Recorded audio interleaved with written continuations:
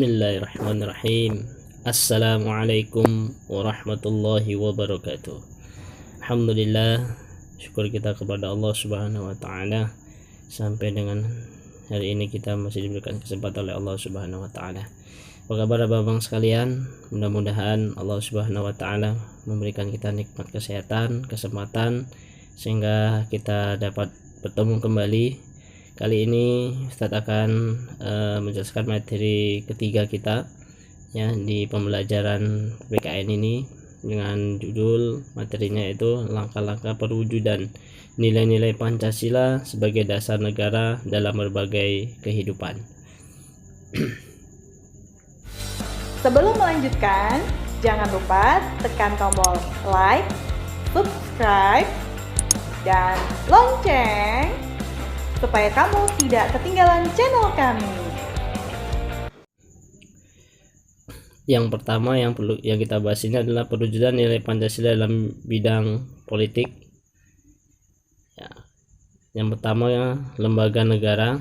Adapun lembaga negara di Indonesia saat ini adalah secara urutan MPR, DPR, DPD, Presiden, MA, MK, KY, dan BPK. Dalam hal HAM, jadi adapun HAM yang sesuai dengan nilai-nilai Pancasila yaitu bukan hanya mementingkan kepentingan umum daripada kepentingan pribadi, namun HAM di sini adalah lebih kepada menjaga antara hak dan kewajiban sebagai warga negara.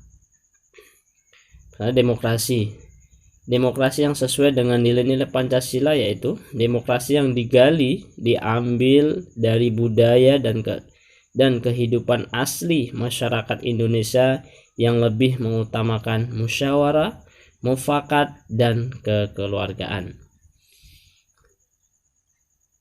Berikutnya perwujudan nilai-nilai Pancasila dalam bidang ekonomi.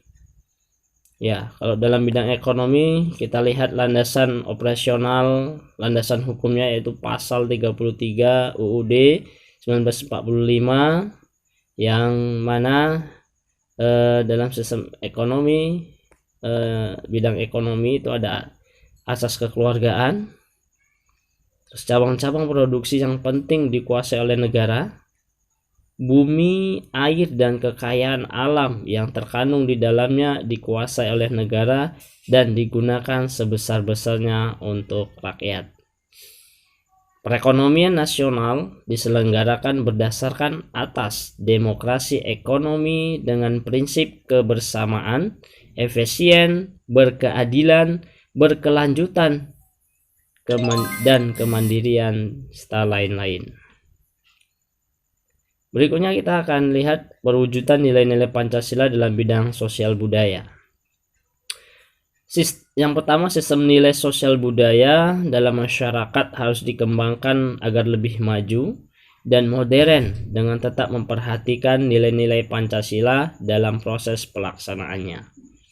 Nilai-nilai sosial budaya yang sudah ada seperti kekeluargaan, musyawarah, dan gotong royong harus diwariskan kepada generasi muda. Terakhir, dan dapat juga kita menerima nilai sosial budaya dari luar seperti disiplin, kerja keras, mencintai ilmu, pengetahuan.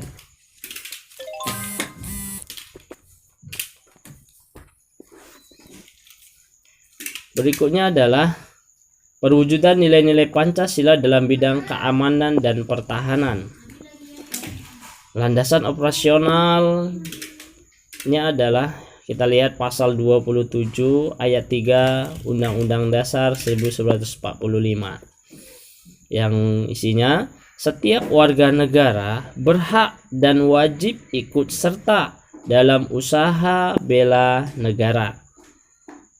Di pasal 30 ayat 1 Undang-Undang Dasar 1945 yaitu usaha pertahanan dan keamanan negara yang berbunyi setiap warga negara berhak dan wajib ikut serta dalam usaha mempertahankan dan keamanan negara. Usaha pertahanan dan keamanan dilaksanakan melalui sistem rakyat semesta, yaitu melibatkan seluruh warga negara untuk berpartisipasi dalam pertahanan keamanan negara. Dalam hal ini abang-abang sekalian perlu kita ketahui dalam nilai-nilai Pancasila dalam bidang keamanan dan pertahanan, kita sebagai masyarakat, sebagai rakyat adalah berperan sebagai komponen pendukung dan komponen cadangan. Pastinya yang paling utama adalah yang paling di depan ketika negara kita terancam dari segi keamanan dan pertahanan, yaitu TNI, Polri, dan sebagainya, yang mereka semua itu dilandasin dan diberikan kelengkapan-kelengkapan yang lengkap.